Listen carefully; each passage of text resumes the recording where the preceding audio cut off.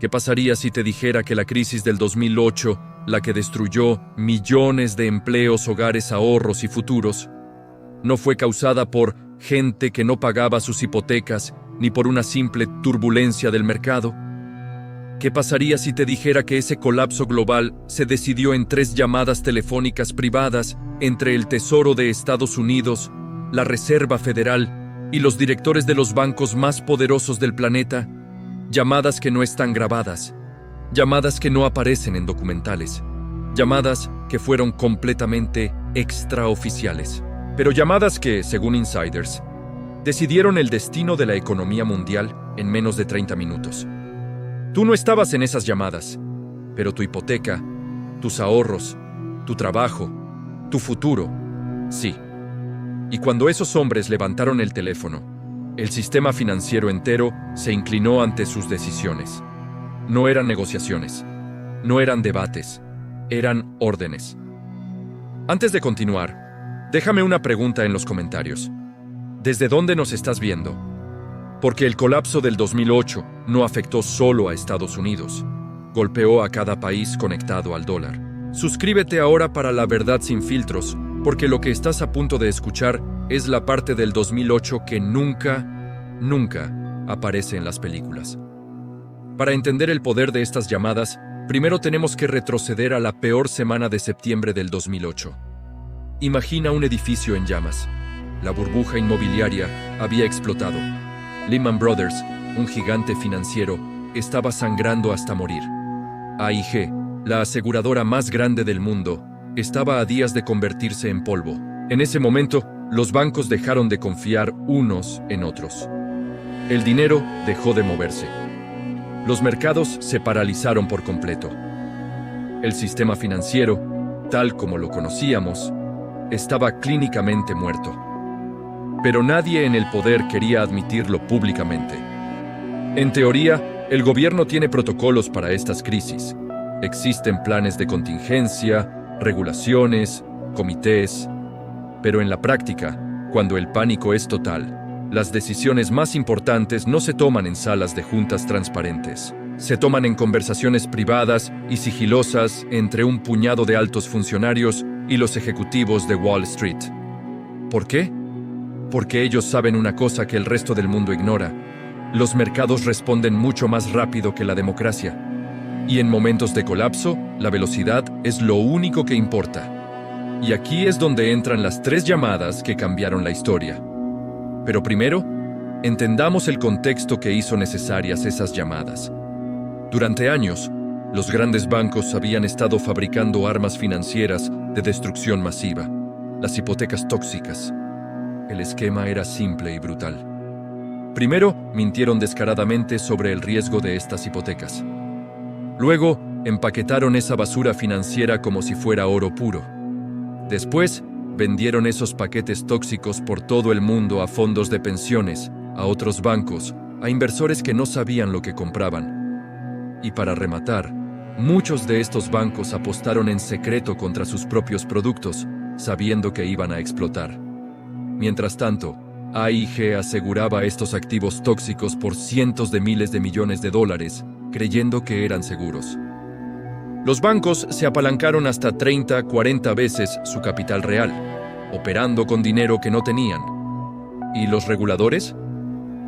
Miraron para otro lado, intimidados o simplemente cómplices del sistema.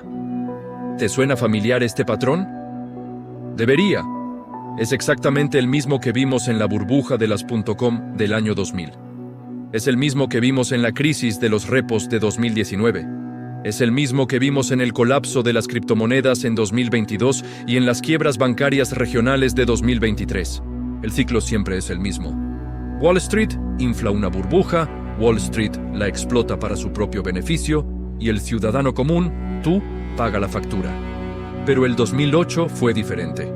No fue solo una burbuja, fue un fallo sistémico total, una reacción en cadena que amenazaba con borrar la economía global.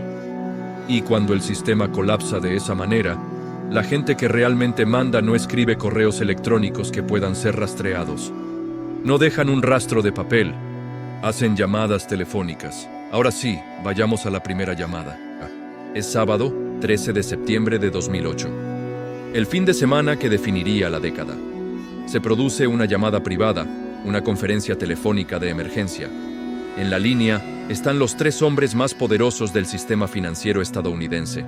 Hank Paulson, el secretario del Tesoro, un ex-CEO de Goldman Sachs. Ben Bernanke, el presidente de la Reserva Federal, un académico experto en la Gran Depresión. Y Tim Geithner, el presidente de la Reserva Federal de Nueva York, el hombre de contacto directo con Wall Street. Al otro lado de la línea están los CEOs de los bancos más grandes del planeta. El tema central, Lehman Brothers. Un banco con 158 años de historia estaba completamente insolvente. Su caída podría arrastrar a todo el sistema. Todos en la llamada esperaban que el gobierno anunciara un rescate. Pero entonces, Hank Paulson soltó una bomba que dejó a todos en silencio. Con voz firme dijo: "No habrá dinero público para Lehman". Traducción: déjenlos caer. El pánico se apoderó de la llamada. Los CEOs de los otros bancos suplicaron. Le advirtieron a Paulson que si Lehman caía, el efecto dominó sería catastrófico. Bernanke, el académico, dudó, consciente del riesgo histórico. Geithner, el hombre de Wall Street, empujó por buscar una solución, un rescate privado o alguna fórmula para salvarlo. Pero Paulson fue inflexible. Su decisión, motivada por la presión política de no usar dinero de los contribuyentes para rescatar a otro banco, ya estaba tomada. En ese instante, con esa simple frase, el primer y más grande dominó cayó. 36 horas después, el lunes por la mañana, Lehman Brothers se declaró en bancarrota. Las bolsas mundiales se desplomaron en picado. Los fondos del mercado monetario, donde la gente guarda sus ahorros seguros, se congelaron. El crédito, la sangre que mantiene viva a la economía, desapareció por completo. Las empresas no podían pagar a sus empleados, los bancos no se prestaban entre sí. El mundo financiero se detuvo en seco. Lo que casi nadie sabía en ese momento, y lo que los documentales no suelen contar, es que minutos después de esa fatídica llamada, se hicieron otras dos. Llamadas aún más secretas, aún más decisivas. Esas dos llamadas no solo sellaron el destino del colapso de 2008, sino que definieron quién sería rescatado, quién sería sacrificado y cómo se reescribirían las reglas del poder financiero para siempre. La segunda llamada fue una orden directa a otro gigante financiero, y no te vas a creer quién llamó, qué se dijo y las amenazas que se lanzaron para forzar una decisión que salvó a una parte del sistema a costa de otra. Quédate conmigo, porque estamos a punto de entrar en el núcleo más oscuro de la crisis. La primera llamada dejó caer a Lehman. La segunda fue para evitar que AIG, la aseguradora más grande del mundo, explotara y se llevara consigo a todo el sistema financiero global. AIG había asegurado billones de dólares en esos activos tóxicos. Si AIG caía, todos los bancos que tenían esos seguros quebrarían instantáneamente, incluyendo a gigantes europeos. Era un apocalipsis financiero. En una segunda llamada, esta vez más directa y brutal, Tim Geithner, desde la Fed de Nueva York, contactó directamente a los ejecutivos de los principales bancos de Wall Street, incluyendo a Goldman Sachs y Morgan Stanley. La conversación no fue un debate, fue una orden. Geithner les dijo que AIG necesitaba una inyección de capital masiva y que ellos, los bancos, iban a proporcionarla. Los bancos se negaron. No querían arriesgar su propio capital para salvar a un competidor. Pero entonces vino la amenaza implícita. Geithner les recordó que la Reserva Federal tenía un poder casi ilimitado para regularlos, auditarlos y, si era necesario, desmantelarlos. El mensaje era claro: o salvan a AIG, o nosotros los destruimos a ustedes. No se dijo con esas palabras, pero todos entendieron el subtexto. Bajo esa presión, los bancos cedieron. Acordaron un paquete de rescate privado inicial, pero era demasiado poco, demasiado tarde. La hemorragia de AIG era demasiado grande. Esto nos lleva a la tercera y más importante llamada. El martes 16 de septiembre. Viendo que el rescate privado era insuficiente, el gobierno se dio cuenta de que no tenía opción. Hank Paulson y Ben Bernanke, tomaron la decisión final. El gobierno de Estados Unidos rescataría a AIG con $85,000 millones de dinero público, dinero de los contribuyentes. Piensa en la ironía. A Lehman Brothers se le dejó quebrar por razones morales y políticas, para no usar dinero público. Pero 48 horas después, se usó una cantidad mucho mayor para salvar a AIG. ¿Por qué la diferencia? Porque la caída de AIG habría expuesto las pérdidas de los bancos más grandes y poderosos del mundo, incluyendo a Goldman Sachs, el antiguo banco de Paulson. Al rescatar a AIG, el gobierno estaba, en la práctica, rescatando a todos sus socios comerciales por la puerta de atrás, sin que el público lo supiera. Esas 3 llamadas, en menos de 72 horas, definieron el mundo en el que vivimos hoy. Una decisión de dejar caer a uno, una amenaza para forzar un rescate privado fallido, y una decisión final de usar dinero público para salvar a los más conectados. Todo decidido en conversaciones privadas, sin actas, sin supervisión y sin que tú tuvieras ni voz ni voto. El sistema no se salvó por la democracia ni por las reglas del libre mercado. Se salvó por un puñado de hombres que, en 3 llamadas, decidieron quién vive y quién muere en la economía global. Y lo más inquietante es que las mismas estructuras de poder y las mismas personas siguen ahí. La pregunta que debemos hacernos no es si volverá a ocurrir, sino cuándo, y si estaremos mejor preparados la próxima vez. Si esta información te ha parecido valiosa, por favor, dale like a este video y compártelo. Es crucial que esta historia se conozca. Y no olvides suscribirte para más análisis profundos que no encontrarás en los medios tradicionales. El 2008 no fue un accidente. No fue una crisis que simplemente sucedió. Fue una serie de decisiones, tomadas en secreto, por un puñado de personas que redefinieron el mundo para siempre. Y todo se resume en 3 llamadas telefónicas. Hoy vamos a desvelar lo que realmente pasó, las palabras exactas que se dijeron y cómo esas conversaciones privadas cambiaron tu vida sin que te dieras cuenta. Empecemos con la primera llamada, la que selló el destino de Lehman Brothers. Imagina la escena. Es el fin de semana del 12 de septiembre de 2008. Los mercados están al borde del abismo. En una sala están los CEOs de todos los grandes bancos de Wall Street. En otra, el secretario del Tesoro, Hank Paulson, y el presidente de la Fed de Nueva York, Tim Geithner. La pregunta en el aire es, ¿quién va a salvar a Lehman Brothers? El gobierno había salvado a Bear Stearns meses antes, así que todos asumían que harían lo mismo. Pero Paulson tenía otra idea. Durante esa reunión, Paulson hizo una llamada crucial. Su mensaje fue claro y brutal. No habrá rescate del gobierno para Lehman. Punto. Quería enviar una señal al mercado, demostrar que no iban a salvar a todos. Creía que esto impondría disciplina. Pero lo que no calculó fue el pánico que desataría. Al escuchar esto, los posibles compradores, como Bank of America y Barclays, se retiraron. Nadie iba a comprar un banco en quiebra sin la ayuda del gobierno. La llamada duró minutos, pero la sentencia fue de por vida. El lunes 15 de septiembre, Lehman Brothers, un gigante de 158 años, se declaró en bancarrota. Y el sistema financiero mundial se paralizó. El dominó empezó a caer. Pero lo más impactante es lo que pasó solo 2 días después. Esto nos lleva a la segunda llamada, quizás la más importante de la historia financiera moderna. Es el 16 de septiembre de 2008. El colapso de Lehman ha provocado un tsunami de miedo. Y en el centro de la tormenta está AIG, la aseguradora más grande del mundo. Resulta que AIG había asegurado cientos de miles de millones de dólares en activos tóxicos. Esos mismos activos que tenían los grandes bancos.